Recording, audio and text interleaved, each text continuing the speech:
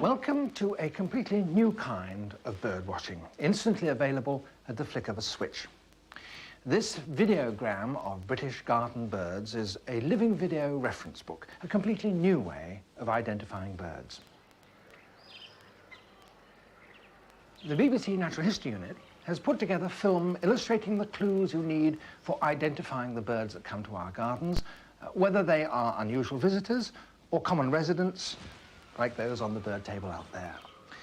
These clues consist of details about the size and the shape of the beak and the head and the wings and the tail, the colour of the plumage, the call notes and song, the flight patterns, and so on.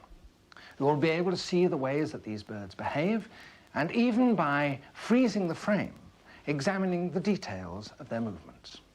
The British Isles are very heavily populated, and truly wild areas get smaller and smaller every year.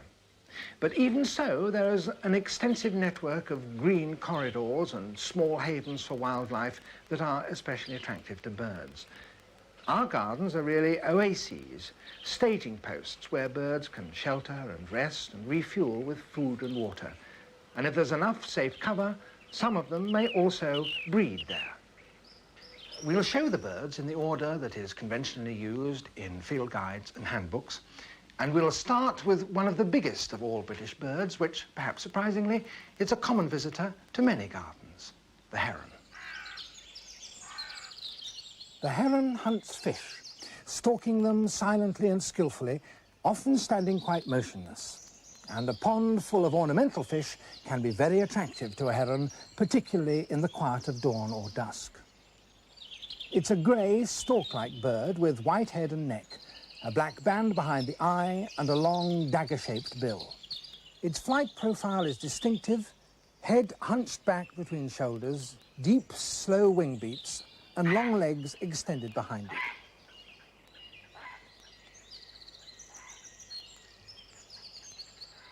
it. It preens regularly to keep its feathers clean and waterproof, and to do so it collects powder on its bill from special powder patches.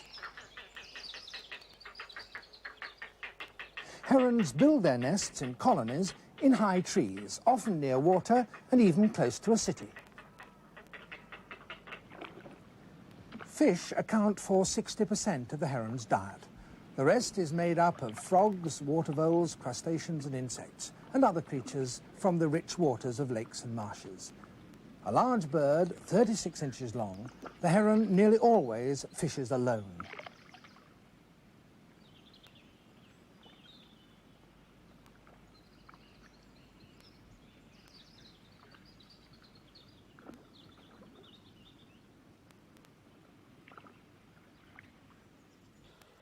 Mute swans are a common sight on a village pond, and they'll invade riverside gardens too. The orange bill with its black knob is the distinctive mark of this kind of swan. In spring, the black knob on the bill of the males becomes greatly enlarged. The mute swan has a long, slender neck which it carries in a graceful S-shaped curve, and this enables the bird to dabble deep in the water for vegetation, worms and insects. A secluded country garden with a large pond is a temptingly safe nest site for swans, and they usually build their nests close to the water's edge. The mute swan is usually silent, as its name suggests, but when annoyed or defending its young, it hisses and snorts in this aggressive display. Both male and female parents take care of the brood of 5 to 7 cygnets, and sometimes the downy grey young are carried on their backs for safety.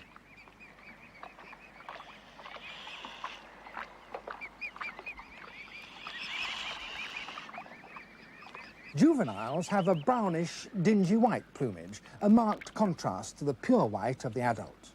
Full grown, they are 5 feet long from bill tip to tail.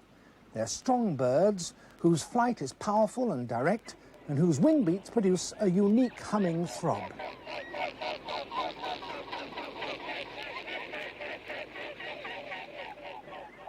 The mallard, at 23 inches long, our largest dabbling duck. It's widespread in country and town and quite common. The drake has this distinct iridescent green head and white collar. The duck, which has a harsh quack, is mottled brown with a purple panel on each wing. The drake also has that, but it's only noticeable in flight.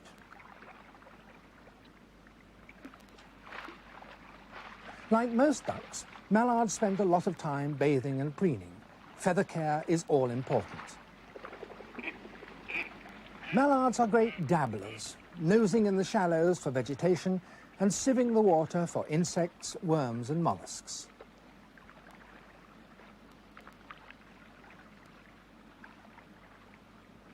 Beside dabbling, they frequently upend to probe deeper for food. That's typical mallard behaviour.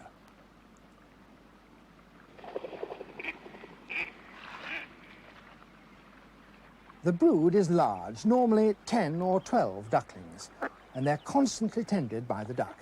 By the time they're about 7 weeks old, they'll be ready to fly.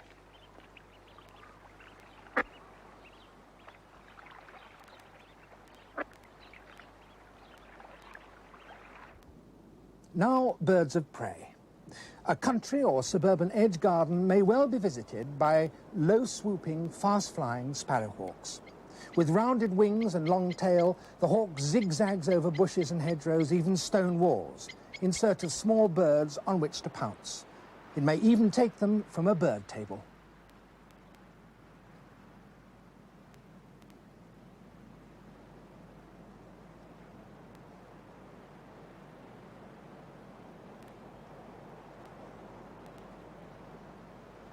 Sparrowhawks nest in woodlands or copses. This is a male with dark grey upperparts and reddish-brown barred underparts. It's about 4 inches smaller than the female. The female is dark brown with a clearly barred breast and a distinct white stripe above and behind the eye. Both sexes use perches or plucking posts at the edge of a wood where they dismember their prey. Sure sign of a sparrowhawk's presence in a wood or copse are the traces of feathers in a regular place.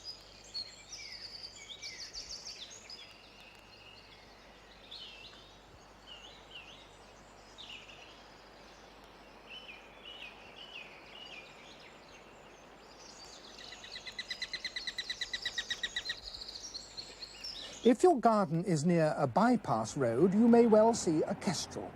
Its habit of hovering into the wind is unmistakable.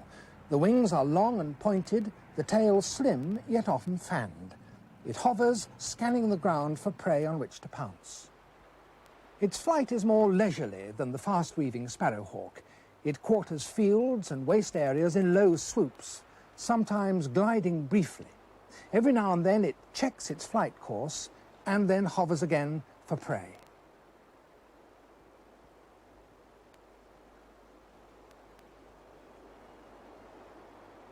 Kestrels nest on cliff ledges, occasionally in hollow trees or ruins, and surprisingly even in tower buildings. Here, the spire of Salisbury Cathedral. They're usually 4 or 5 fledglings and they're fed by both parents. Rodents, insects and occasionally small birds are staple food. The kestrel is our most widespread small falcon. Even in London and other cities, it has successfully exploited opportunities for food and breeding, sometimes in most unlikely places. Females are distinguished by the brown head and their barred tail.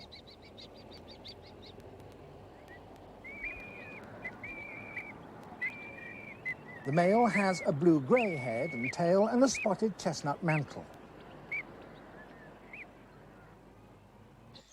This bird is a hobby, our visiting summer falcon. It can be easily confused with the kestrel, for it too quivers its wings and glides during flight. But the wings are longer and more scythe-like. It has dark grey upperparts, white on the neck, a black moustachial stripe and black streaks on the breast. In country shrubberies and fringe woodland, you'll see the pheasant. This is the cockbird, with dark green head, white neck ring, and red wattles around the eye and at the back of the crown. The plumage is an overall burnished copper. Hen birds are a more sober brown. The pheasant feeds largely on vegetable matter, grain, worms, and insects. It's 30 inches or more long, but much of that is its tail. Cock pheasants can be territorially aggressive towards each other.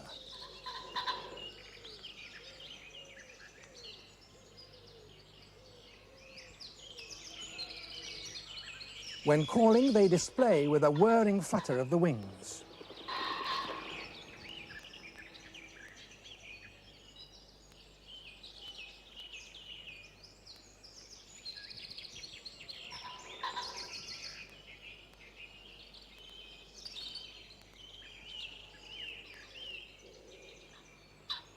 They also joust with each other at the boundaries of their territories.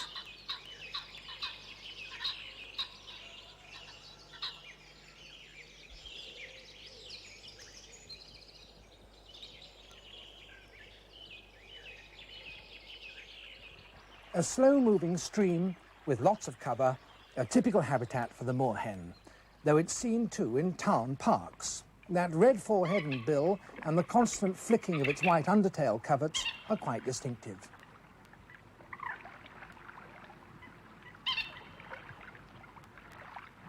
Using reeds and sedges, the pair build their nest in cover on or near the water's edge. There they begin to lay in April, and there are usually between 5 and 11 eggs in the clutch. A pair may produce 2 broods, sometimes even 3 in a season. When it meets an intruder, the male will drive it off by a ritualized flashing of its white tail feathers. The chicks stay 2 or 3 days in the nest, after which they'll begin to dabble for food with the parent bird, swimming with that jerky forward paddling movement typical of the moorhen.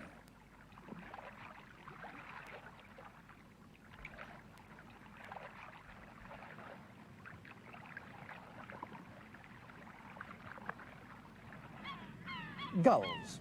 They're traditionally associated with the seashore. They're found there, of course, but increasingly over recent years they've moved inland. This is the herring gull. Ledges in a town building can be as good nest sites as those on a cliff, and food is easily found in a city.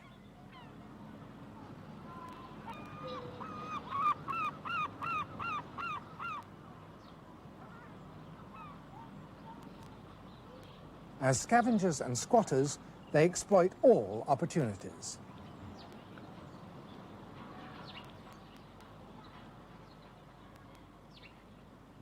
The adults have grey back and wings with black wingtips. The chicks are flecked with brown. Only by their 4th winter will they develop their full adult plumage, and that distinctive grey mantle appearing in their 2nd winter. And this is one reason why many a herring gull commutes from coastline to country and even to city suburbs. They're such adaptable, bold birds that they'll take food wherever they find it.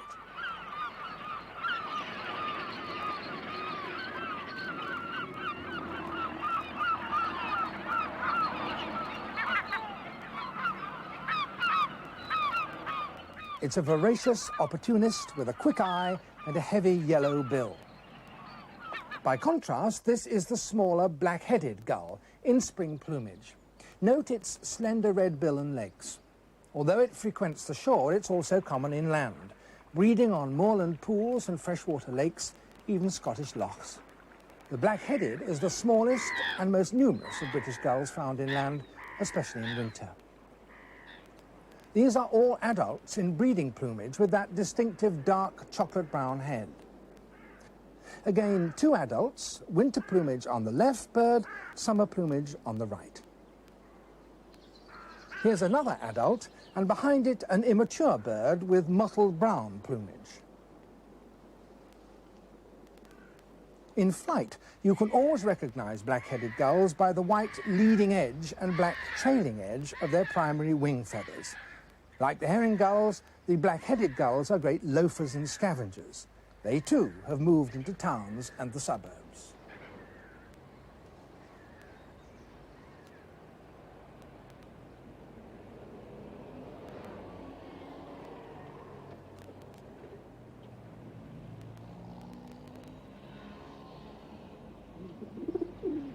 Now, the pigeon family.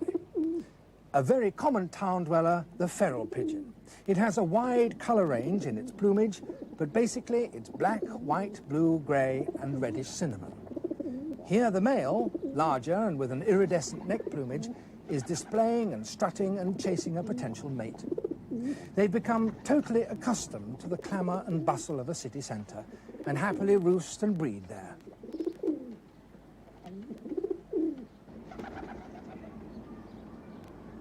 Ancestrally, they're cliff nesting birds, and they find city buildings and ledges very much to their liking. Now they're much commoner in cities than they are on cliffs. Like the herring gull, they've learned to live on the scraps and waste with which man litters his city.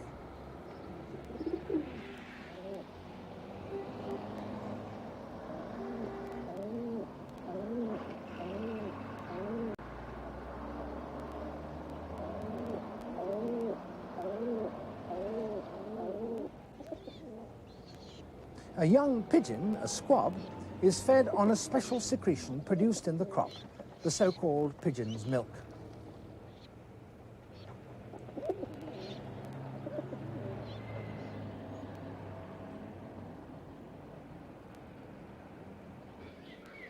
The wood pigeon nests in trees and is quite common in town parks and gardens.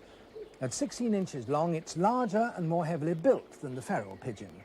It has a distinctive white flash on the neck and a broad white band on the wing.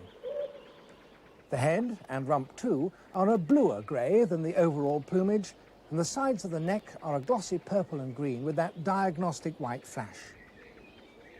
It feeds on vegetable matter, cereals, roots and berries. In very severe winters, they'll forage in gardens and can wreak havoc among the winter greens. Tame in parks, on farmland they're generally shy and wary.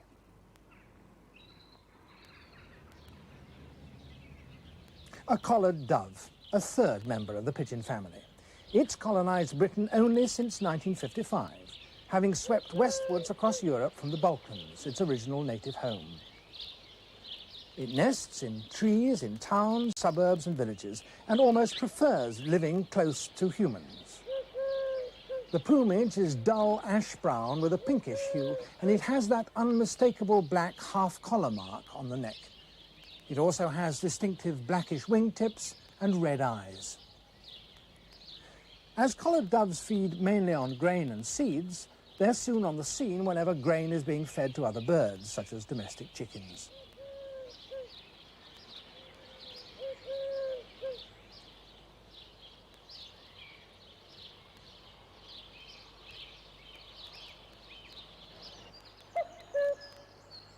An unmistakable call, the cuckoo, a solitary bird with a gently tapering tail. The cuckoo haunts a variety of countryside, from moors and hills to farmland and hedgerow. The adults are grey, the sexes similar.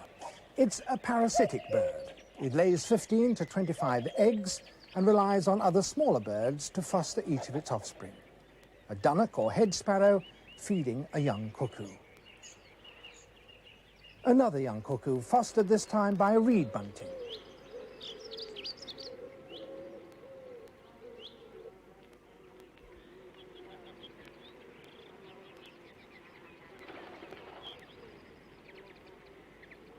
Even the tiny wren will sometimes play host to a young cuckoo.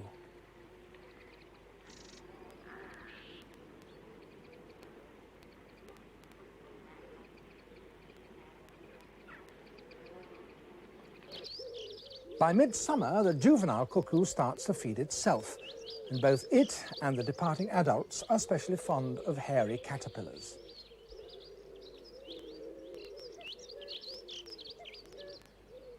In August or September, the juveniles will follow the adults back to Africa. Owls. This one, silently flying to a farm barn, is a barn owl.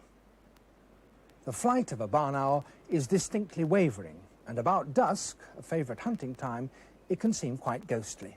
It has a wild, blood-curdling shriek.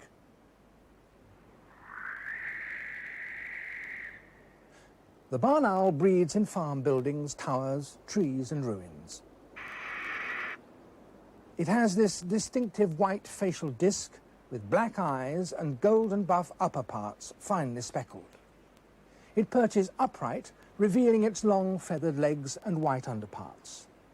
Feather care is paramount, for these wings have special feathers that enable the bird to fly silently.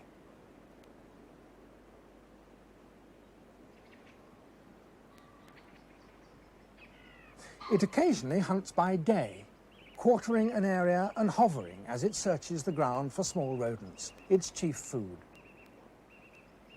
When it at last spots its prey, it pounces.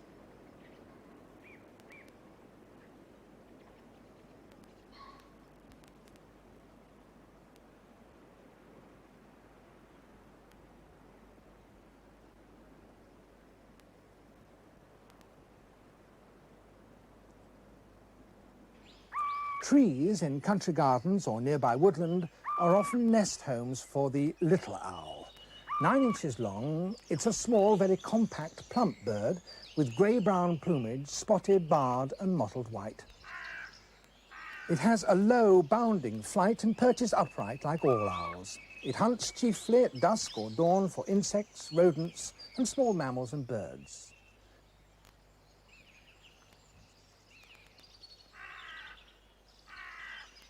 Its head is flattened above the eyes, giving it a frowning appearance. Like all owls, its sharp beak isn't prominent, but tucked away among the feathers. Night time in the town suburbs, and the tawny owl is about to start hunting. The tawny owl is very much a nocturnal species, taking prey from the ground. Let's watch the hunt.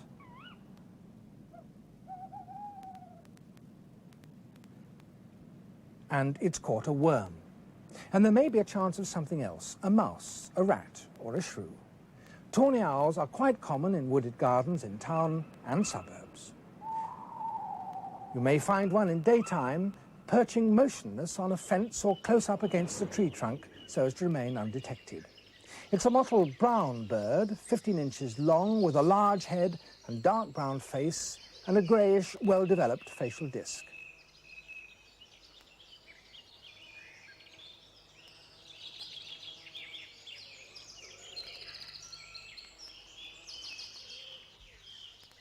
And the tawny owlets will soon stake out their night patch too.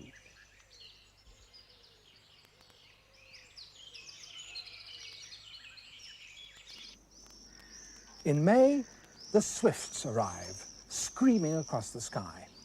They find cities, towns and suburbs very much to their liking, for swifts nest in crevices and buildings, and especially under the eaves of houses. Their nests are bits of straw, grass and feathers, glued with their own saliva. The swift is exclusively aerial, feeding, mating and sleeping on the wing. Its wings are long, narrow and scimitar-shaped.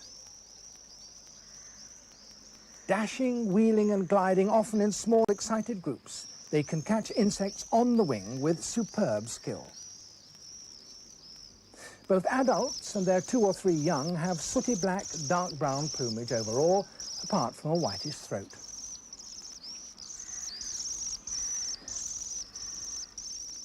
In slow motion, you can tell that this is a swift and not a swallow by that short tail and those long, curved, scythe-like wings held at right angles to its body.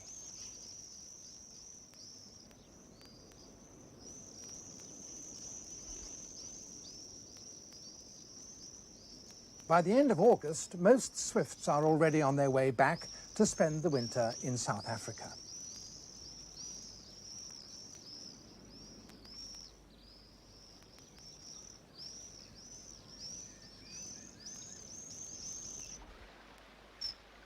A call note and a country stream, and suddenly there's an electric blue flash, a kingfisher. It plunge dives to spearfish, here in slow motion. Then it returns to its perch to stun and eventually swallow the fish.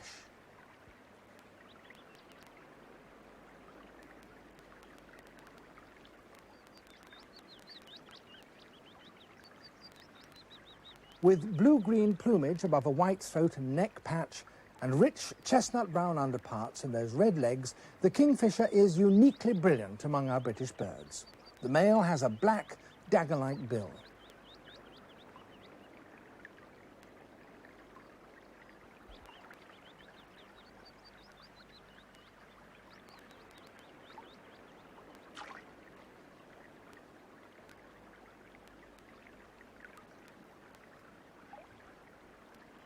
Kingfishers usually nest in holes in banks and lay normally 6 or 7 eggs.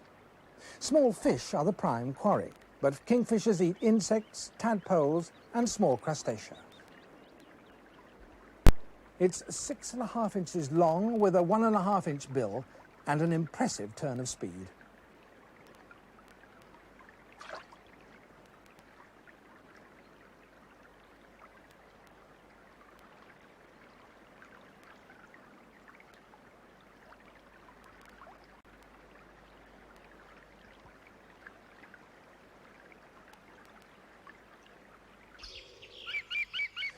The woodpecker family. That's the yaffle call of the green woodpecker. It has dark green plumage above and paler below, and that distinctive red crown to its head. It has a black stripe like a moustache and a ring around the eye. In the nest hole there will be 5 or 6 young. The specially modified claws and stiff tail feathers support it on the vertical tree trunk. Food is chiefly the larvae of wood-boring insects, prized from their holes by the chisel beak and the long whip-like tongue.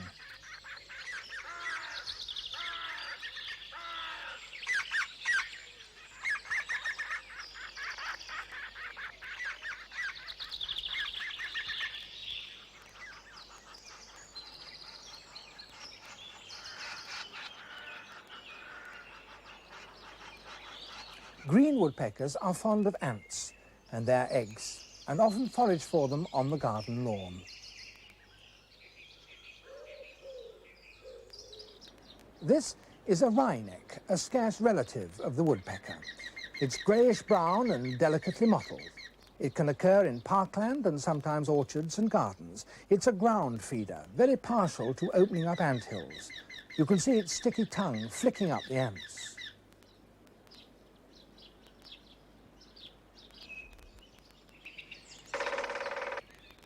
There's no mistaking that sound.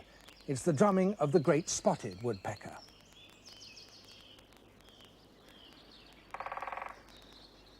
This woodpecker is smaller by 2 to 3 inches than the green woodpecker. It's easily identified by its bold pied plumage, a black back with a bold white patch on the shoulders.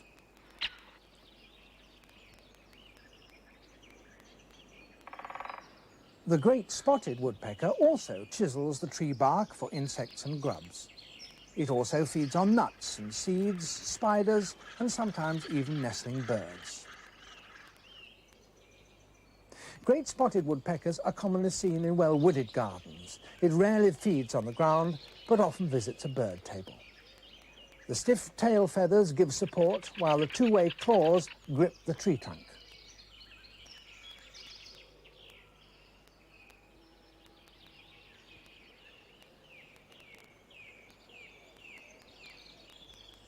The boldly patched pied plumage and size are important to remember.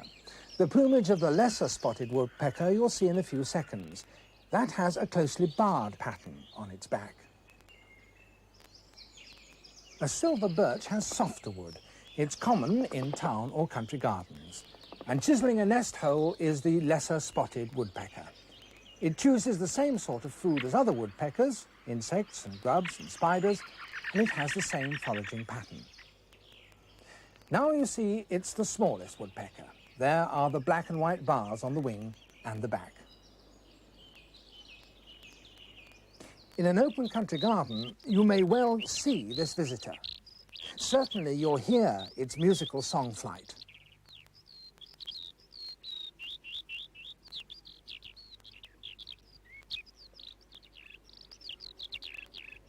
It's the skylark, about 7 inches long.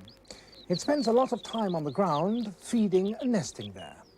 It's mainly a seed eater, but takes insects and worms. The skylark walks in a rather crouched position. It has a longish tail, also an eye stripe and clear white outer tail feathers. The underparts are buffish white and the breast is boldly streaked. It has a small head crest which it can erect. Though they live here throughout the year, many move to the south and west to avoid hard winter weather.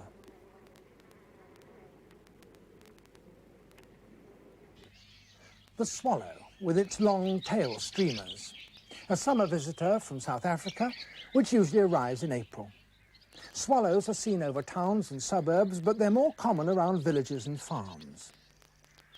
Swallows build their nests on rafters and ledges of outbuildings. Male and female have bluish-black plumage with a distinctive chestnut-red forehead and throat. The lower throat is dark blue and the underparts creamy white.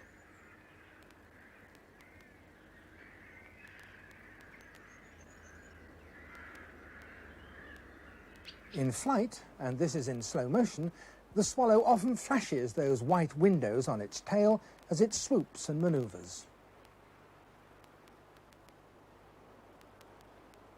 Swallows are naturally gregarious. Farm barns and stables, with their rafters and ledges, are favourite nesting sites. The average clutch is 4 or 5, and normally there are 2 broods. They feed their young and themselves on insects which they catch in flight.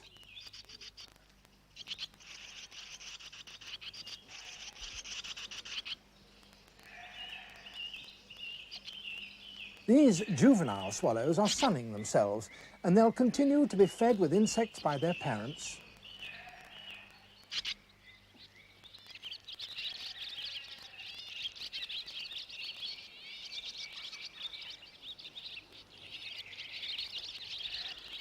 By August, large twittering parties of swallows assemble for their migration back to South Africa.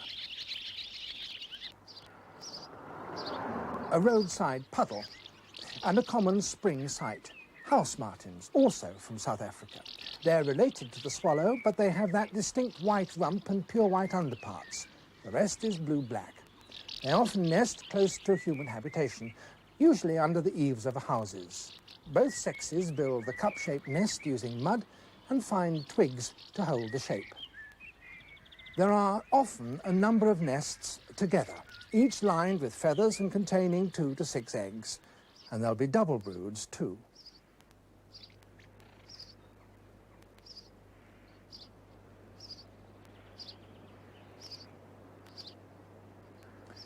House martins are more frequent in towns and around houses than swallows, and juveniles often indulge in bouts of sunbathing on the tiles in late summer.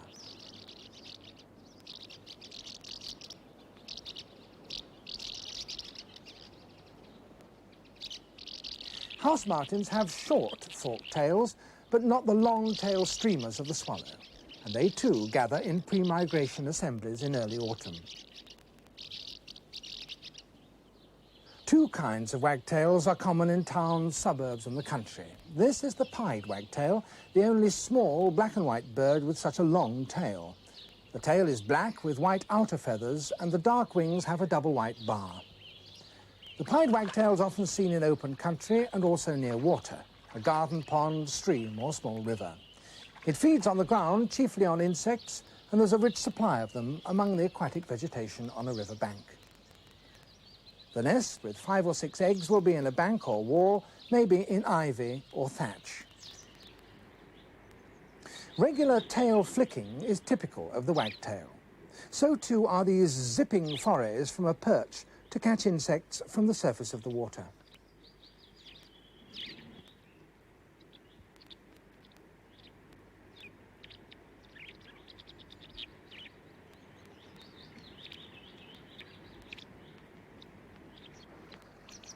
This is the grey wagtail, and it has a yellow breast below blue-grey upper parts.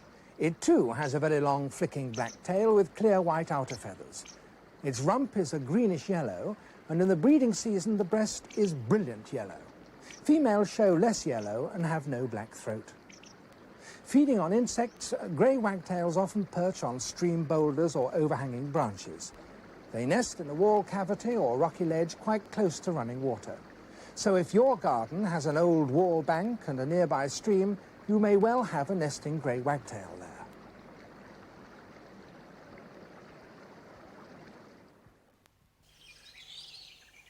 This is a dunnock, or hedge sparrow.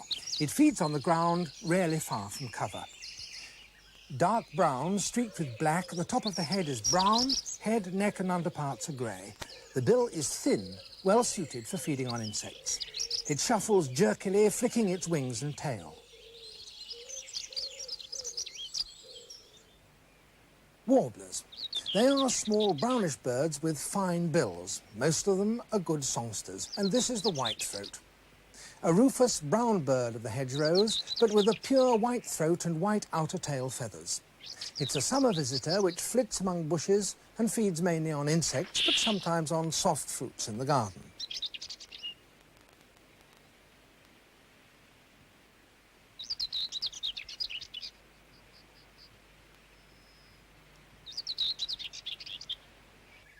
Mature trees and shrubberies may attract the blackcap. A greyish bird, the male has a glossy black cap down to the eye. Its rich song is clear and carries well.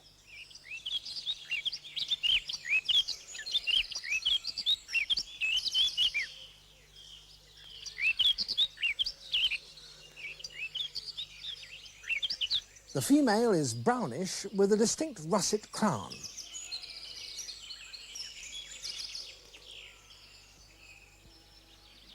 The tail-flicking chiffchaff. Fond of trees and bushes, it's a dull olive brown, rather drabber and with darker legs than the willow warbler.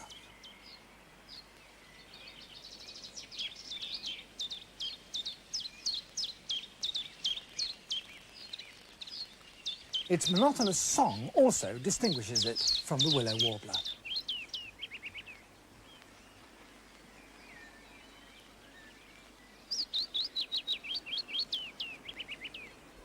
And this is the willow warbler, another visitor to country gardens or any open area with scattered trees. The plumage is greenish above and yellow below. Here it's foraging for grubs on autumn flowering ivy.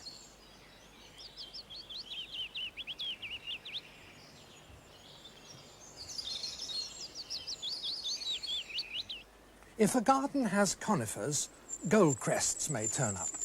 Their original home was in forests. Active and restless, they feed on insects and spiders. Both call and song are high-pitched. Yew trees and junipers are favourite nest sites. At 3.5 inches, it's our smallest British bird. The goldcrest has 2 white bars on each wing, and note that distinctive bright orange-yellow crown.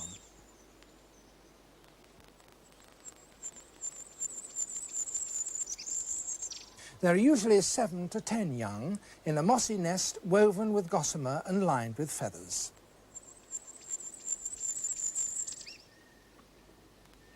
There are 2 common flycatchers. The spotted flycatcher is a mousy grey colour with dark streaks on head and breast. It has this typical upright posture. Male and female are similar. The nest, in wall or tree trunk, has normally 4 to 5 young. Spotted flycatchers occur in town parks, mature gardens, also in orchards. They're quite tame, often nesting even in outbuildings. The spotted flycatcher makes short flights to collect insects, and both parents share in feeding their young.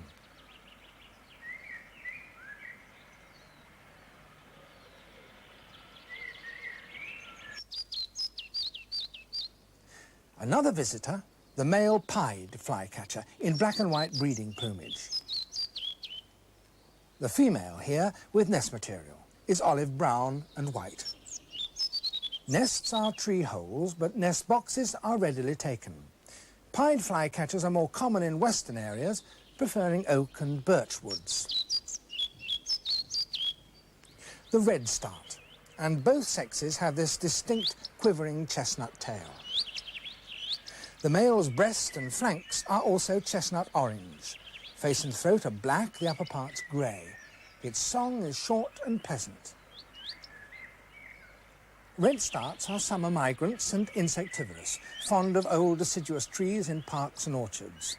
Both parents feed the 6 or so young in their typical tree nest hole.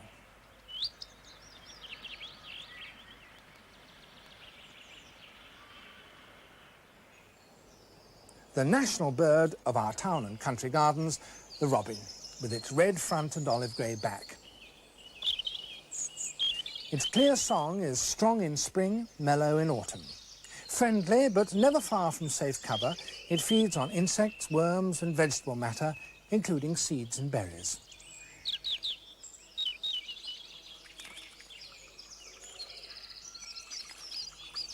In summer, adult birds become secretive as they moult, often skulking in shrubs and hedgerows.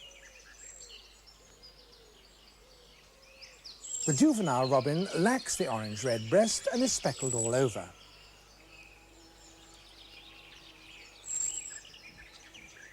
By August, the robin is vigorously staking out his winter territory.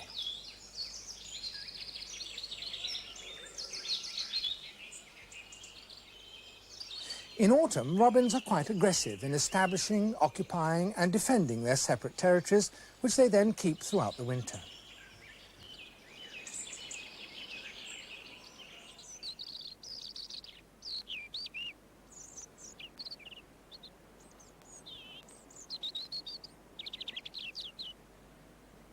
From dense thickets, shrubberies and deciduous woods, you may hear this song.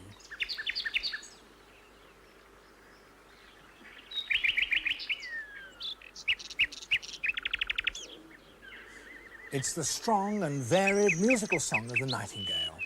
It does sing by day, but is heard best in the quiet of the night.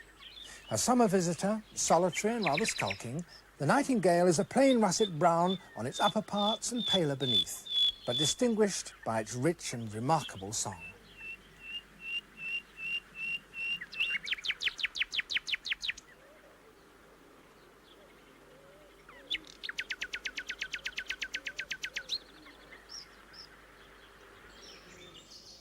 The thrush family, and the commonest member of it in our gardens is the blackbird, with its rich, flute-like song.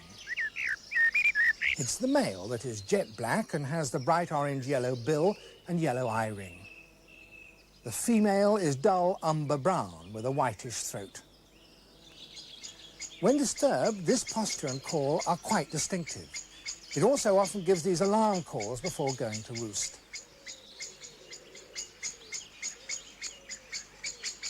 They're basically ground feeders, and within any garden, blackbirds have well-defined territories which they defend.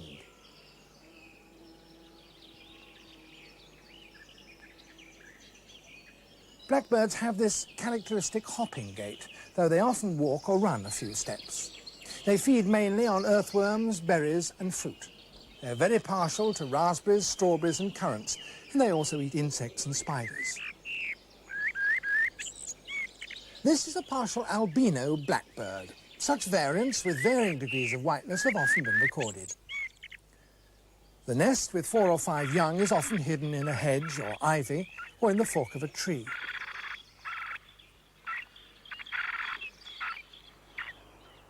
Fieldfares, another kind of thrush. They're winter visitors often seen in flocks on hedgerows and fields, feeding on berries, worms and insects. In hard weather, they visit gardens and orchards, especially to feed on fruit or berries. Here they're on buckthorn. The sexes are similar, so watch for this pale blue-grey head and rump, the chestnut back and a blackish tail. Call notes are noisy chuckles and the song squeaky whistles. At 10.5 inches, the fieldfare is slightly bigger than the song thrush, slightly smaller than the missel thrush. Often seen with fieldfares is another darker thrush, the redwing. Its breast is streaked rather than spotted, and it has a dark head. Notice the conspicuous pale stripe above and below the eye, and the rich chestnut colour on the flanks and beneath the wings, which shows clearly in flight. Redwings take berries, like other thrushes, also worms and insects and small molluscs. They're winter visitors and passage migrants from Iceland and northern Scandinavia. They winter here and south to the Mediterranean and make thin, seeping contact calls as they fly overhead at night.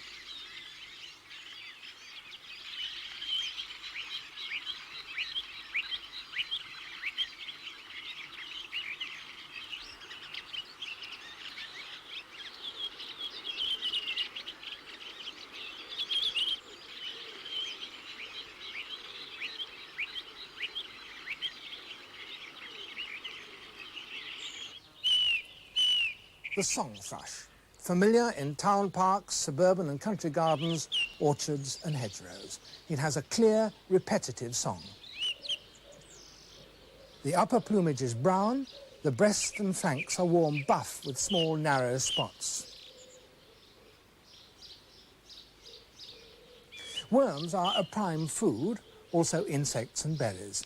But the song thrush is also very partial to snails. It's a tool user, using a hard surface as an anvil to crack open the snail. Broken shells by a stone are a sure sign of regular visits by a song thrush.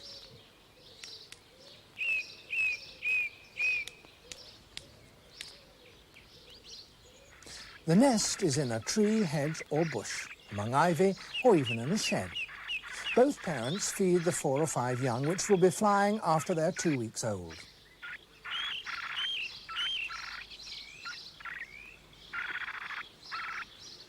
The missel thrush occurs frequently in mature suburban gardens and town parks. The nest is built high in the fork of a tree. Known also as the storm cock, a missel thrush will sing into wind from a high perch in all weathers.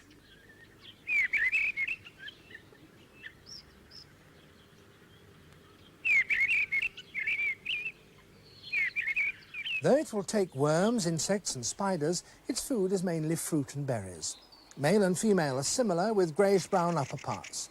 You can see the breast is boldly marked with spots bigger and broader than on the song thrush.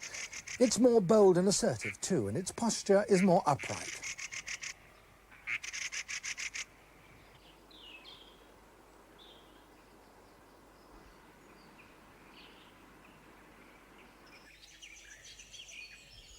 Members of the tit family are all small, plump, acrobatic birds. The long-tailed tit is tiny, for though it's 5.5 inches overall, half of that is tail.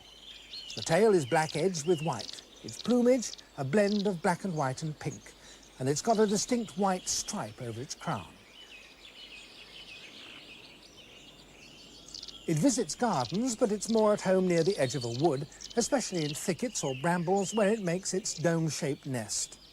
Long-tailed tits trill repeatedly. The sexes are alike, and they share the work of building the nest of moss, hair and woven cobwebs. It's lined with feathers and camouflaged with lichens.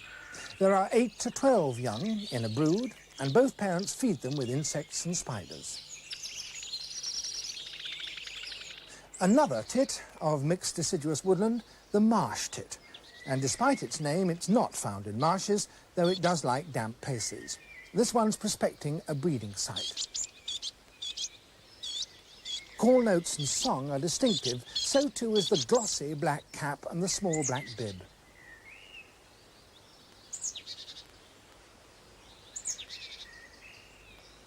The nest is usually in a natural hole in a tree, and they're usually 7 or 8 young, fed by both parents. Marsh tits feed mainly on insects, but they also eat seeds, berries and beech mast, and occasionally visit country gardens.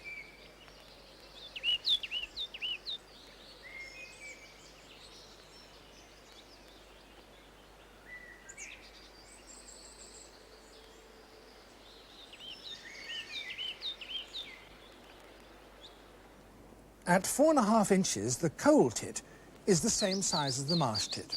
It's frequently seen in conifers in town parks, suburban gardens and woodlands, though here it's trapezing and foraging for insects on hazel branches.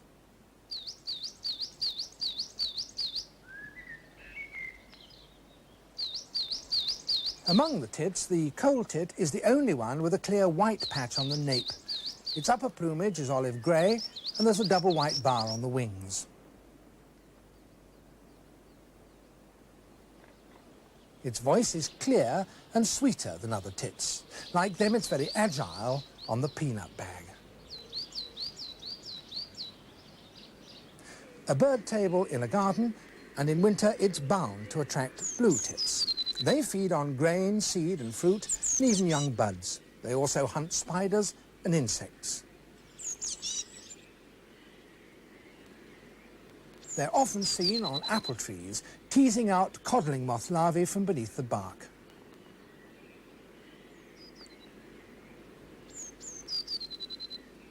The blue tit has yellow underparts and bright cobalt blue wings, tail and crown. Call notes are varied. The song is brief, high-pitched and with a typical trill.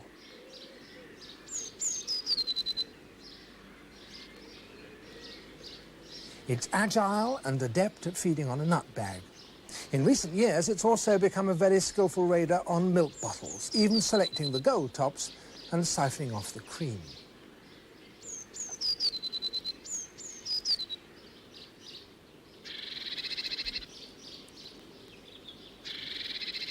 You can identify the great tit by that black band down the centre of its yellow belly. The head and neck are a glossy bluish black. Though it has many varied calls, the song is unmistakable. At 5.5 inches long, it's the largest common tit, asserting itself acrobatically at the bird table. Another milk bottle buccaneer, it's common in gardens and also hedgerows and woodland. Its natural food is insects, spiders, fruit and seeds.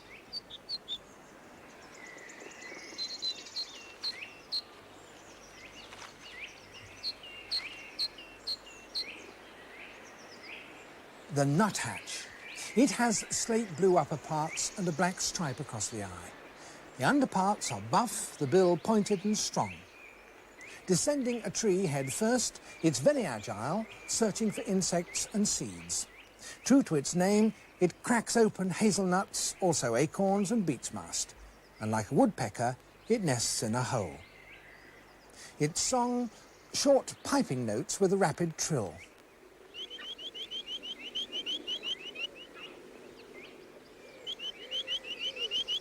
Nuthatches may visit bird tables, but they're birds of woodland, parks and gardens with old deciduous trees.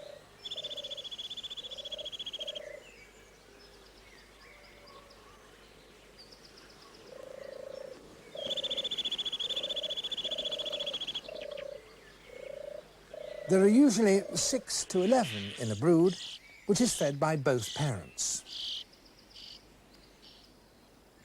The tree creeper, too, likes the same old timbered habitat, but it also occurs in hedgerows and conifers.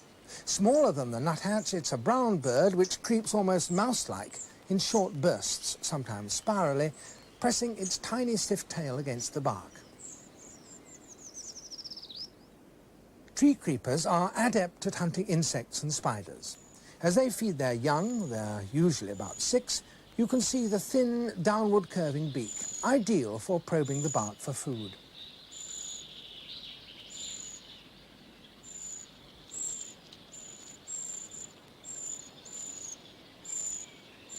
The wren sings strongly most of the year.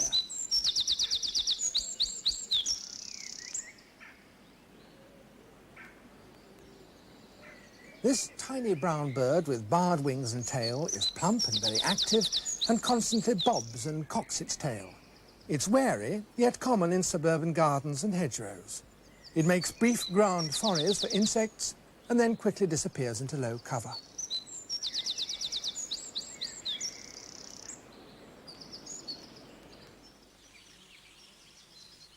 The yellowhammer belongs to the bunting family. You may see it on country roadsides, farmlands or commons, especially where there's gorse.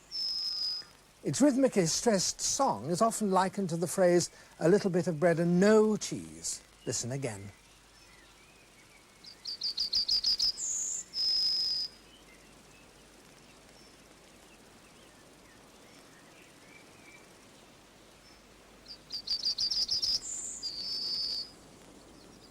Present all the year round, the male yellowhammer has chestnut upper parts streaked with black, white on its outer tail feathers, and that distinctive yellow head and breast. The female is duller. It eats worms, insects and slugs, but mainly grain and seeds. It has a short, thick bill, typical of the buntings. This is the reed bunting. It feeds on seeds, grain, small mollusks and insects. The male has a black head and throat and a white collar. Females have brown heads and white moustachial stripes. Its brown upper parts are streaked with black, and both sexes show white outer tail feathers.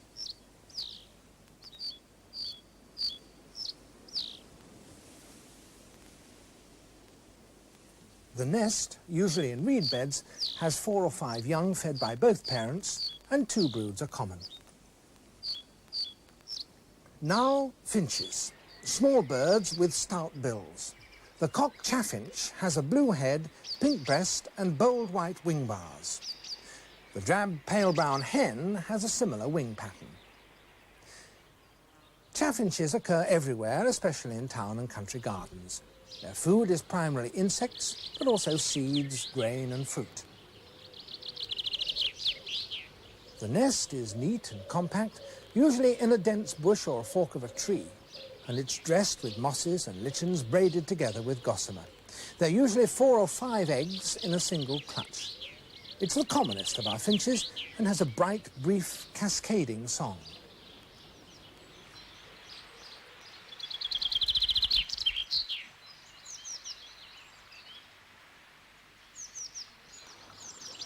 On wasteland or in neglected gardens, wherever there are thistles, you're likely to see goldfinches.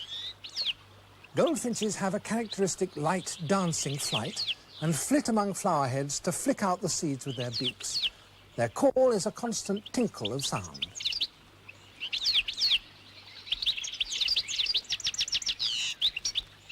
The sexes are alike. Their wings are boldly marked black and yellow. The head is black and white, also the tail. The face, scarlet red. They're our most colourful finches and agile too. Watch closely and you can see their skill at teasing out the seeds.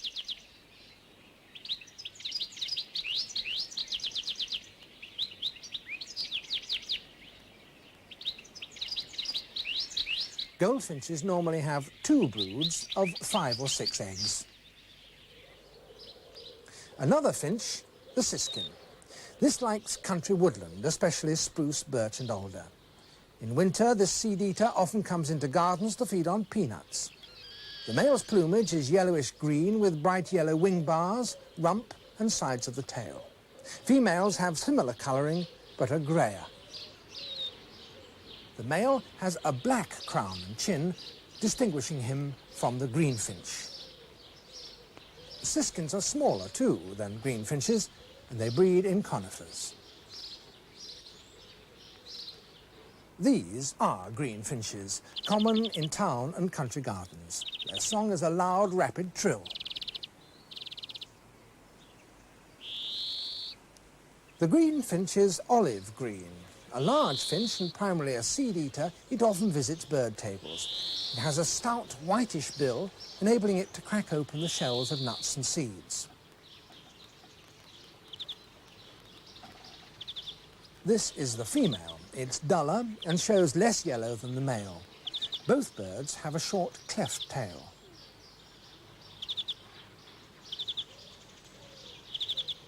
This male has a distinctive yellow patch along the edge of its wings and also on the outside of its tail.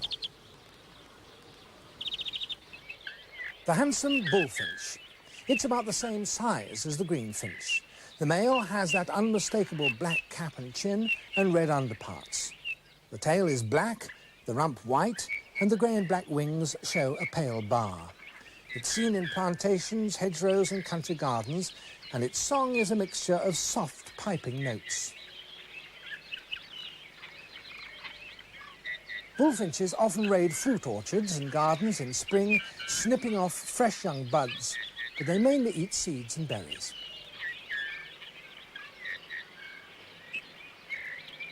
When it turns, you can see clearly its distinctive white rump. The female, too, has a black cap, but the lower parts are a pinkish buff and upper parts greyish-brown. Both parents rear the brood of 4 or 5 young, which hatch in late May.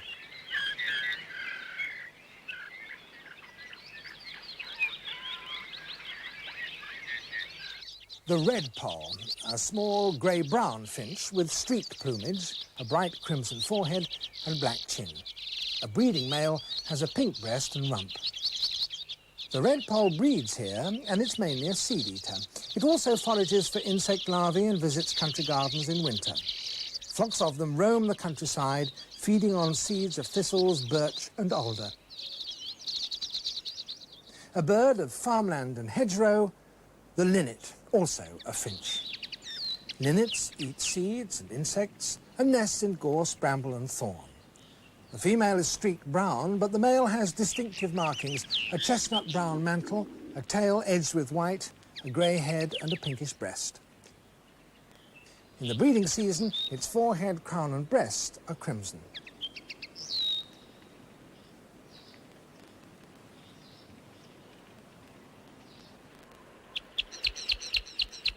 A crossbill, perhaps the oddest of the finches. It may visit a garden if there are mature conifers. The adult male is a striking brick red, females are yellowish green, and it's unique among British birds in having that strong parrot-like beak. Moving its head side to side, it uses its scissor-like beak to prize seeds from the cones. Crossbills also feed on thistles, but their typical habitat is coniferous woodland, and they usually nest in a Scots pine.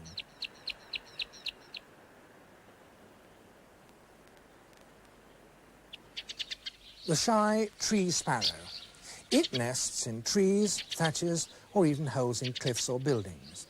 It has a patchy distribution, occurring in old copses, hedgerows and secluded gardens. The tree sparrow has a distinct chocolate brown crown, a small black patch behind the ears and a double white wing bar. The sexes are alike. Smaller and neater than house sparrows, tree sparrows often join them in autumn and winter to forage for seeds, grain and insects. In a mixed flock, you can distinguish them easily by their chestnut heads.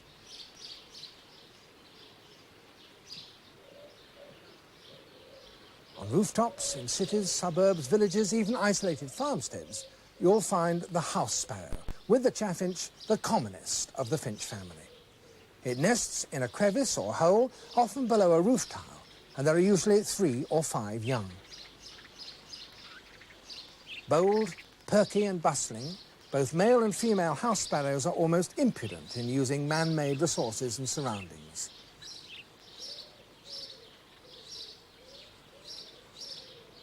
House sparrows are gregarious and very noisy, both by day and at their night roosts. The male is brown with black streaks, a grey crown and black throat. The female, like the young, is dull brown. With often 3 broods a year, it's not surprising that the house sparrow is such a familiar bird in Britain.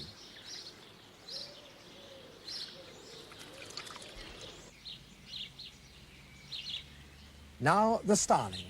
It's found everywhere. Bigger than house sparrows, they too are gregarious in town and countryside. Adults have blackish plumage with a bronze green and purple sheen speckled underneath. By contrast, the juvenile starling is brown. Jabbing with stiletto beaks, starlings bustle about in fields and gardens for insects, earthworms, woodlice, and a wide range of vegetable matter. Even their song is busy and bustling.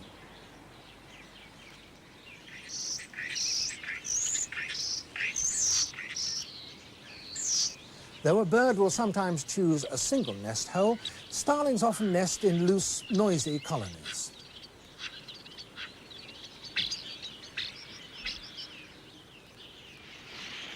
Before dusk, starlings often gather in huge assembly flights before roosting in trees, bushes or reed beds. They also use ledges of buildings, attracted by the warmth and bright lights of the city. Starlings are the bustling costermongers of the bird world.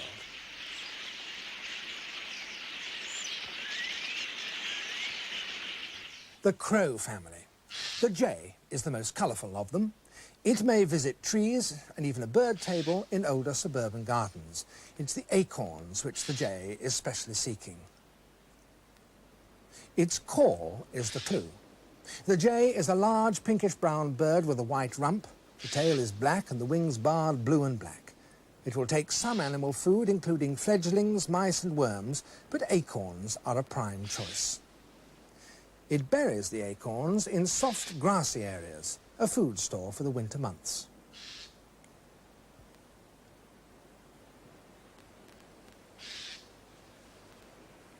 Though often seen in hedgerows, gardens or orchards, the wary jay never strays far from the safety of woodland.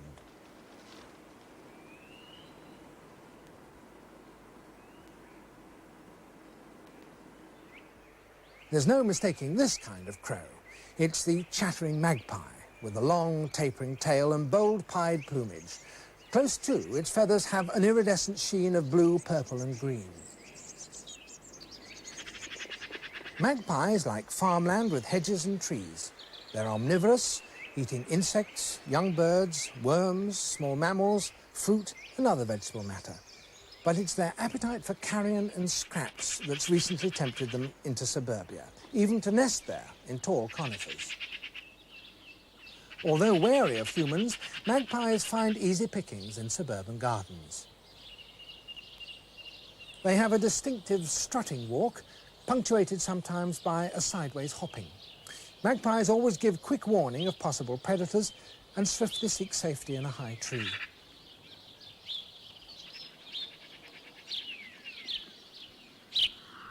Close to a village, farm or country garden, there may be a rookery.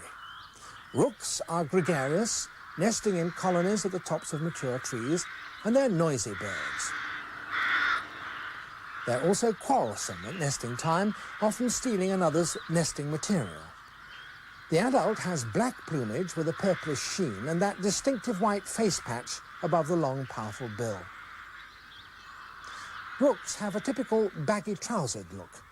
They're omnivorous, feeding on pasture and arable land, and now commonly by motorways.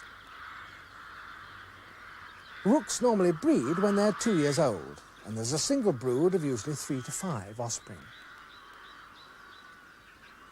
Although it has a domed head, a juvenile rook might be mistaken for a young crow. It has black feathers at the base of its bill. They're replaced, when it becomes an adult, by the characteristic white patch.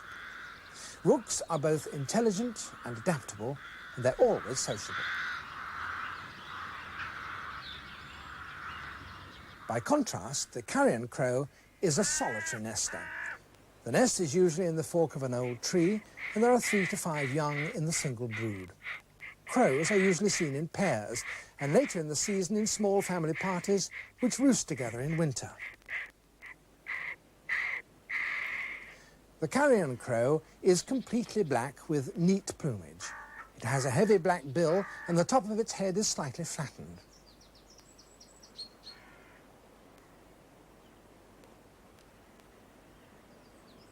They may visit country gardens and, being omnivorous, they forage on the ground for any likely food, including carrion. It's a large bird with a hoarse, croaking voice.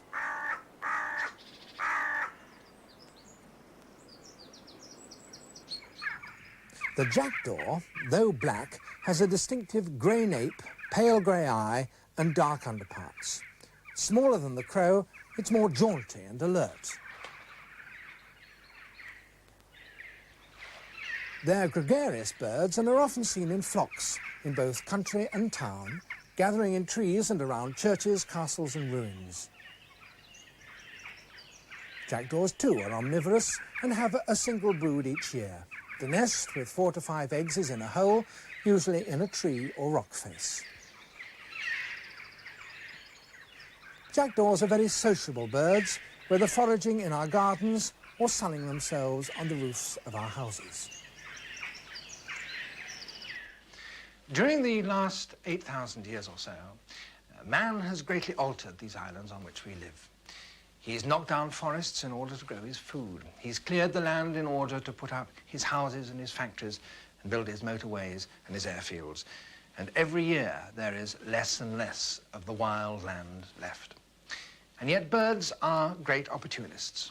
They're very mobile and they turn up wherever they can find food and conditions that suit them. And our British gardens, whether they are in town or country, provide refuge for great numbers at different times of the year. I hope that this videogram will enable you to identify them, and perhaps you may discover that there are many more different species visiting your garden than you ever suspected.